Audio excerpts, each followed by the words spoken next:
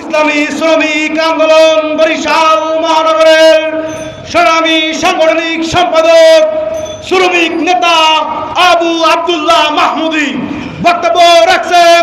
শ্রমিক নেতা আবু আব্দুল্লাহ মাহমুদী। আসসালামু আলাইকুম ওয়া রাহমাতুল্লাহি ওয়া বারাকাতুহু। নাহমাদুহু ওয়া নুসাল্লি আলা রাসূলিহিল কারীম, আম্মা বা'দ। আউযু বিল্লাহি মিনাশ শাইতানির রাজীম। বিসমিল্লাহির রহমানির রহিম। সাল্লাল্লাহু আলাইহি ওয়াসাল্লাম। প্রিয়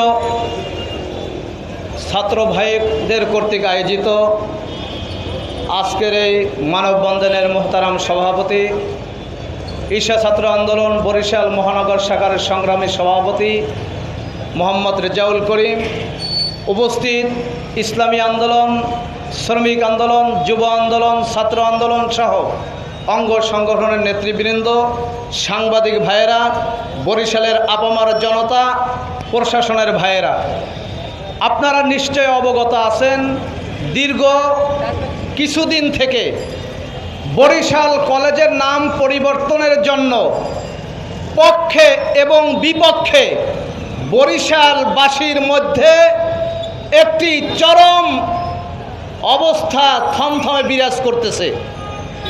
আজকে আমি অল্প কথার ভিতরে বলবো, বরিশালের বর্তমান যিনি জেলা প্রশাসক আছেন, আপনাকে উদ্দেশ্য করে বলবো, আপনি চাকরির খাতিরে বরিশাল আছেন, আপনি বরিশালের বাসিন্দা নয়।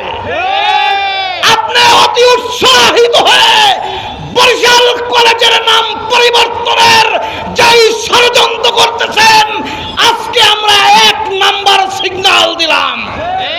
কোন ক্রমেই বরিশাল কলেজের নাম আমরা পরিবর্তন করতে দেব না, দেব না, দেব না। সংগ্রামী সাথী বন্ধুগণ, বর্তমান যারা বরিশাল কলেজের নাম পরিবর্তনের পক্ষে আছেন, আপনারা নিশ্চয় অবগত আছেন একটা কলেজের নাম পরিবর্তন করতে হলে কত টাকার প্রয়োজন হয়, কত অর্থের প্রয়োজন হয়।